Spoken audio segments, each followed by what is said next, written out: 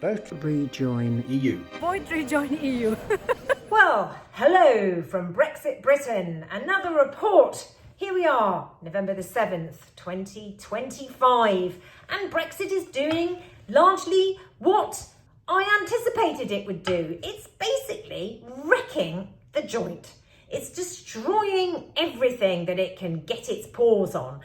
And to my surprise, the new Labour government, or fairly new Labour government, recently have decided to stop trying to find other scapegoats and bring Brexit into the conversation. It's Brexit's fault that the economy is in a mess. Rachel Reeves has told us, Keir Starmer has told us, the Bank of England governor has told us, the City of London have told us. They're now wanting to face facts about the Brexit structural damage. However, they're not prepared to do anything about stopping Brexit or changing Brexit.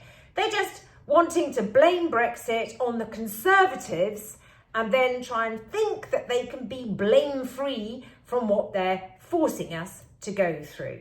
The Bank of England policymaker recently told the country that Brexit is like having termites in our economy. And it's just astonishing that we have got a country and a government and a media and an establishment who are happy to moan about Brexit, complain about what it's doing, and do nothing about changing Brexit. All that they are doing is using Brexit to justify more austerity.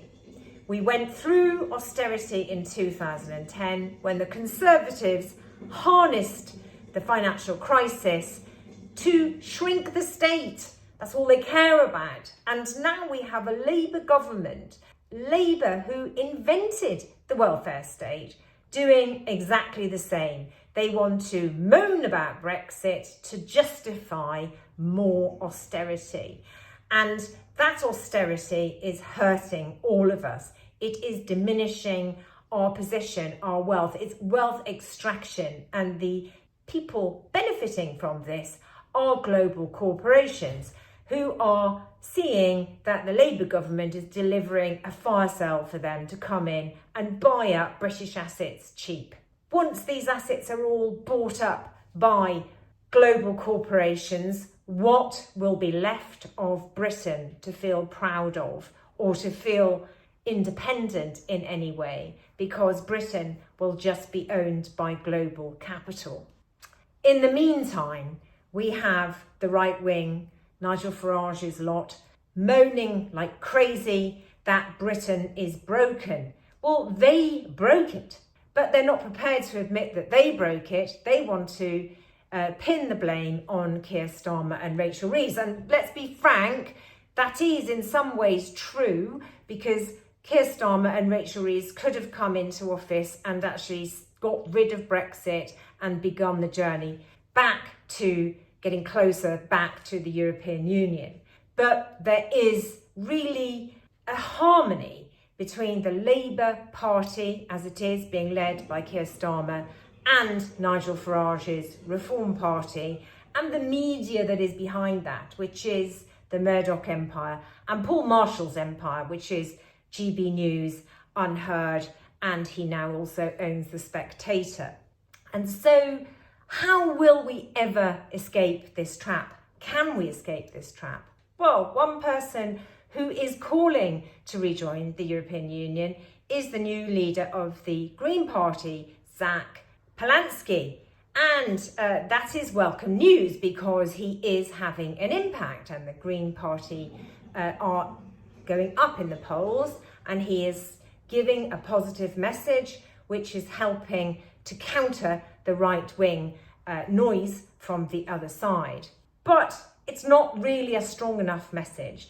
Saying that we can rejoin in the long run is not a clear message. What we need is an urgent message to say Brexit has broken Britain and we have to rejoin as quickly as we possibly can. And in fact, the European Union have been preparing or trying to tempt us over that way. Pedro Serrano recently has communicated that they are prepared to accelerate negotiations in agreeing an SPS agreement and do it in record time. But Keir Starmer is committed to the American trade deal. He's not going to ditch it. They are committed to deregulating to the extent that now the reports are out that even penguin biscuits are now no longer covered in chocolate because there's so little cocoa in that chocolate around the penguin biscuit that it cannot be classified as chocolate any longer. Not only that, our farmers are being encouraged and forced in some ways because of the economic situation to industrialise production. This is a race to the bottom in terms of standards, and this is without the imports that are coming in, really unchecked. The borders are empty. They worry about immigrants, but I worry about what's coming in for our food and our health and what that means for our food security. And this nightmare is continuing to accelerate under the Labour Party. But there is a large number of Labour MPs who are not happy with the direction of travel, and they have created a new group which is being supported by Andy Burnham called Mainstream. And one has to hope that that group will be able to organise itself and perhaps challenge Keir Starmer and his advisor Morgan McSweeney and Blue Labour, who are really very much in the same camp as the Conservatives and the right wing, build, baby, build, and deregulate and all the rest of it, the Growth Commission, that they will challenge Keir Starmer and there will be a leadership change, because that is where our best hopes lie. We're not going to have an election anytime soon, and if we continue with Keir Starmer as we are, then I really fear for what will be left of this country, because they have certainly really upticked the deregulation much more so than Rishi Sunak was doing and others beforehand. They are throwing us to the wolves so that the big corporations can come in and buy everything on the cheap. Once the big global corporations own everything, really there's not going to be any Britain left to rejoin the European Union, because we will just be a satellite of global capital. So it is important that we find a way to block or stop this further descent into Brexit monstrosity. So there is some hope, but there's also a lot of gloom and doom. And we, in many ways, agree with the Brexiteers who, at this moment, as I speak, are on Twitter moaning relentlessly about broken Britain. But it's not their fault. It's not their Brexit that broke it. No. It's us, the liberal elite. We're to blame. Of course we are. Even though we all know, and even though all of the experts say it is Brexit that broke Britain, and Brexit will continue to break Britain. In fact, Brexit will break the United Kingdom.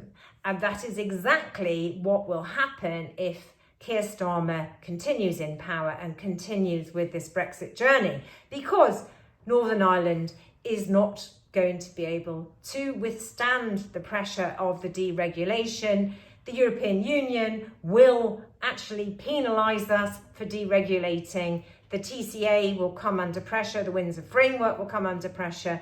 And Scotland is really now beginning to get a lot of support for independence. There's a 10-point lead for Scottish independence. Independence is rising in Wales as well. Plaid Cymru recently claimed that seat that Nigel Farage told us that he was sure to win. And Plaid Cymru, I'm sure, are going to do well in the elections next year, and the SNP.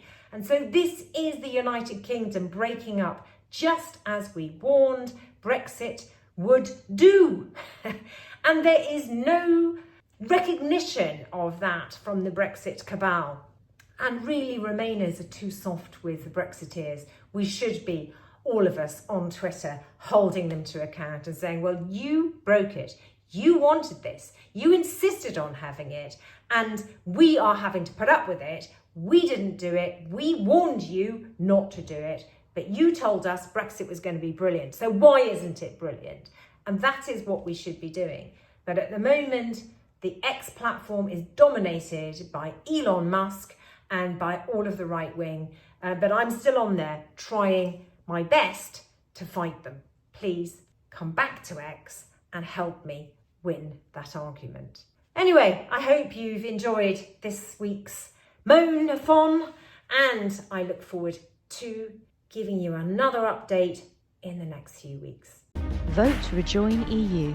Join the EU vision.